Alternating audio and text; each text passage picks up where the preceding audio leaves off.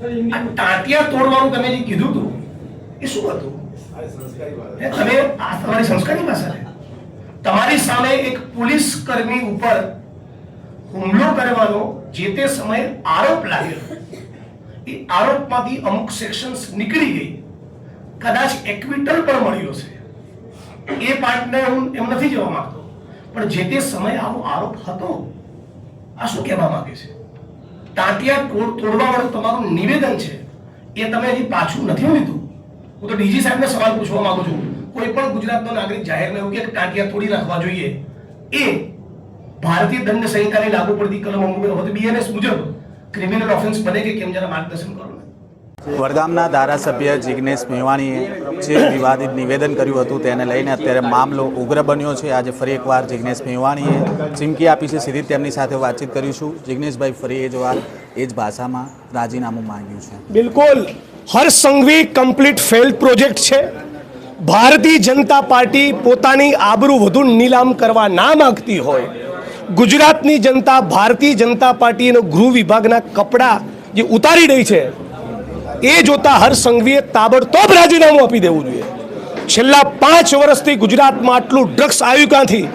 હદ તો એ છે કે ગુજરાતમાં ડ્રગ્સ મેન્યુફેક્ચર કરતી, પેદા કરતી ફેક્ટરીઓ છે.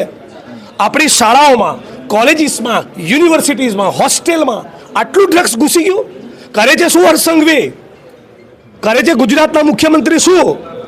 ગુજરાતના મુખ્યમંત્રીની આખી પાર્ટી અત્યારે ચિંતન શિબિરમાં બેઠી છે. સવાલ પૂછું છું, તમારો રોડ મેપ શું છે ડ્રગ્સની બધીને દૂર કરવાનો? ચલો, દારૂનું વ્યસન કદાચ માણસનું દૂર થઈ જાય, એનું પ્રોપર રિહેબિલિટેશન કરવામાં આવે, કાઉન્સેલિંગ કરવામાં આવે. ડ્રગ્સ તો એવા ખતરનાક આવી ગયા છે કે માણસ એકવાર એના રવાડે ચડ્યો એટલે પૂરો થઈ ગયો. તમારા પરિવારના દીકરા દીકરી ડ્રગ્સના રવાડે ચડ્યા એટલે એને ભૂલી જવાના. તો આપણે આવું ગુજરાત બનાવવું છે, ઉડતા ગુજરાત બનાવવું છે? પરંતુ તમે જે રીતે વાવ થરાદ પહોંચ્યા હતા, તમારી ભાષાને લઈને અત્યારે સતત અમારી ભાષાનો વિષય છે અત્યારે કે ડ્રગ્સનો વિષય છે? અત્યારે વિષય શું છે કે ગુજરાતમાં દારૂ જુગારના અડ્ડાએ માજા મૂકી છે. ડ્રગ્સનો કાળો કારોબાર ગુજરાતની વર્તમાન પેઢીને બરબાદ કરી રહ્યો છે. તો સવાલ એ છે કે કોણ એ મંત્રી છે, કોણ છે ગુજરાતનો એક ગદ્દાર જે ગુજરાતની વર્તમાન યુવા પેઢીની ધમની અને શીરામાં ડ્રગ્સ ઘુસેડી રહ્યો છે? તમે બીજી બી આજે એક પ્રેસ કોન્ફરન્સમાં વાત કરી કે સીએમ મજા લઈ રહ્યા છે. હા, બિલકુલ, સીએમ મજા લઈ રહ્યા છે. કેમ બોલતા નથી એક શબ્દ? યુટ્યુબર્સ તમારા જેવા, છાપાવાળા, ચેનલવાળા, જિગ્નેશભાઈ, કોંગ્રેસના માણસો, વિપક્ષના માણસો, આમ જનતા જે બધા સોશિયલ મીડિયામાં બેટિંગ કરી રહ્યા છે, તો સીએમ આમ ઊભા છે. બરાબર, ચાલવા દો. હવે એમનો એટીટ્યૂડ લાગે છે મને. એમણે પોતે કહેવું પડે ને, હું રાજ્યનો મુખ્યમંત્રી છું. ચલો, હું તમને ગેરંટી આપું છું આવું નહીં થાય. અચ્છા, ગુજરાતના હોમ મિનિસ્ટર, ડીજી, પ્રદેશ પ્રમુખ ભાજપના બધાએ મારું નામ લીધા વગર આડકતરી કોમેન્ટ કરી. આ ત્રણેયમાંથી એકે એવું નથી કહેતા કે આપણે એવું ગુજરાત બનાવીશું કે ડ્રગ્સ નહીં મળે. ચાલો, એવી કોઈ વાત જ નથી. એટલે કે દારૂના અડ્ડા, જુગારના અડ્ડા, કૂટણખાના, ઇલીગલ એક્ટિવિટીઝ, કેફી પદાર્થોનું સેવન, એનો વેપલો, ડ્રગ્સ, આ કશું બંધ કરવાની બાહેધરી ગુજરાતના ભારતીય જનતા પાર્ટીના પ્રદેશ પ્રમુખ, એમના આગેવાનો, એમના નેતાઓ, એમના મંત્રીઓ, એચએમ, સીએમ, ડીજી કોઈ આપવા માંગતા નથી. તો શરમથી ડૂબી મરવું જોઈએ. પરંતુ તમે ગુજરાત માટે આ બરબાદીનું કારણ તમે લોકો છો, જે સત્તામાં બેઠા છો. એ લોકો તે દિવસે તમે કહ્યું હતું કે જે ભ્રષ્ટ લોકો છે એમના પટ્ટા ઉતરવા જોઈએ. બીજા દિવસે તમે જઈને વિડીયો બનાવ્યો, પરંતુ કોઈ એક્શન તો લેવાયું તો શરમજનક કહેવાય રાજ્યની સરકાર માટે કે જે માણસો ભ્રષ્ટ છે, જે કરપ્ટ છે, પ્રમાણિક પોલીસ કર્મચારીઓને તમે ટાર્ગેટ કરો છો. એસએમસીની રેડ પડે એટલે constable, head constable, ASI, PSI, PI આટલી જ રેન્જના ઓફિસરોને સસ્પેન્ડ કરવાના, એમની જ બદલી કરવાની, એમની સામે એક્શન. આઈપીએસ અધિકારી મજા કરે? જે દારૂ સાબરકાંઠાથી નીકળીને અમદાવાદ પહોંચે તો રસ્તામાં આવતા જિલ્લાના જે પોલીસ વડાઓ છે એમની જવાબદારી ખરી કે નહીં?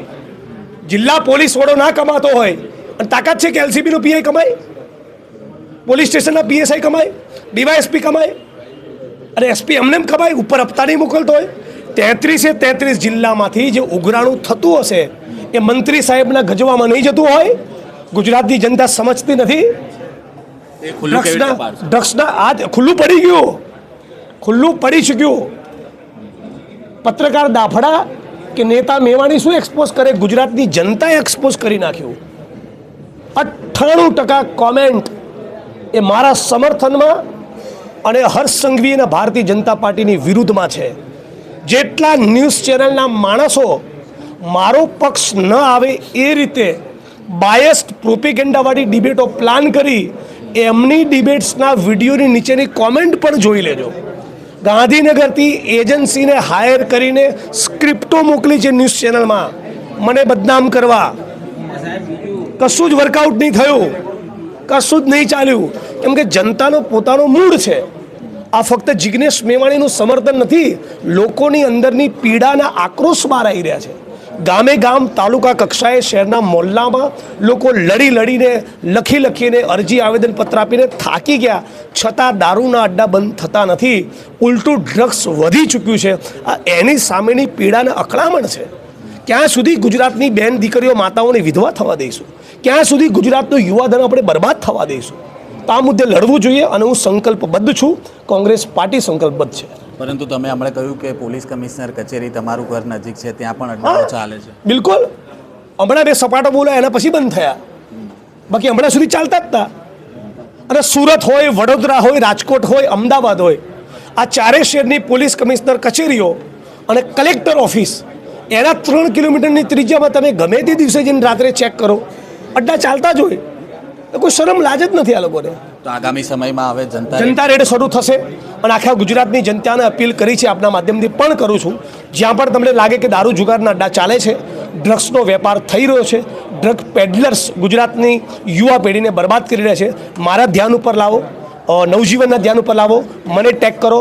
કોંગ્રેસ પાર્ટીના જે પણ માણસો સોશિયલ મીડિયામાં છે એમને ટેગ કરો, પત્રો લખો ડીજીને, જિલ્લા પોલીસ વડાઓને, કોંગ્રેસ પાર્ટીને. અમે તમારો અવાજ બનવા માટે એકદમ સંકલ્પબદ્ધ છીએ. સાથે મળીને આપણે આ ગુજરાત ડ્રગ્સ મુક્ત બને એના માટે દિલોજાનથી પ્રયત્ન કરવાનો છું. શરૂઆતમાં જ્યારે તમે જનતા રેડ કરતા હતા ત્યારે તમારા સાથી મિત્રો હતા, અત્યારે તો તમારા પક્ષમાં નથી, પરંતુ આના માટે આમંત્રણ આપશો અલ્પેશ ઠાકોર કે સાચા અને સારા કામમાં કોઈને આમંત્રણ ના આપવાનું હોય. તમારો આત્મા જીવતો હોય તો જાતે લડવાનું હોય, આટલી વાત છે. અને આમ આદમી પાર્ટીના ગોપાલ ઇટાલિયાએ પણ તમારું હું એપ્રિશિએટ કરું છું કે ગોપાલભાઈ બોલ્યા, ચેતરભાઈ બોલ્યા, બીજા પણ મિત્રો બોલ્યા, અને તમામ લોકોએ સાથે મળીને આ મુદ્દે બોલવું જ જોઈએ. અને કોઈ આને રાજકીય પક્ષ તરીકે બી ન જોવો, આખા ગુજરાતની જનતાએ બોલવું જોઈએ. જેટલી પણ બેન દીકરી માતાઓ વિધવા થતી અટકે એ આપણો પ્રયાસ હોવો જોઈએ. જેટલું પણ યુવા ધન બરબાદ થતું અટકે એ આપણો પ્રયાસ હોવો જોઈએ. ડ્રગ્સે ગુજરાતમાં અત્યારે કાળો કેર વર્તાવ્યો છે. તો પક્ષાપક્ષી ભૂલીને વિપક્ષના નેતાઓ નાગરિક તરીકે ગુજરાતની 6.5 કરોડ જનતાએ આ મુદ્દે લડવું જોઈએ, તમામ લોકોએ. બિલકુલ આપણે સાંભળ્યા જિગ્નેશ મેવાણીને, અને તેમણે જે ફરી એકવાર ચેલેન્જ આપી છે ગૃહમંત્રી રાજીનામું આપે તે પ્રકારની વાત કરવામાં આવી છે. કેમેરામેન અબુ સાથે અમદાવાદ, નવજીવન ન્યૂઝ, જયંત દાફડા. વૈષ્ણવજન તો તેને કહીએ જે પીડ પરા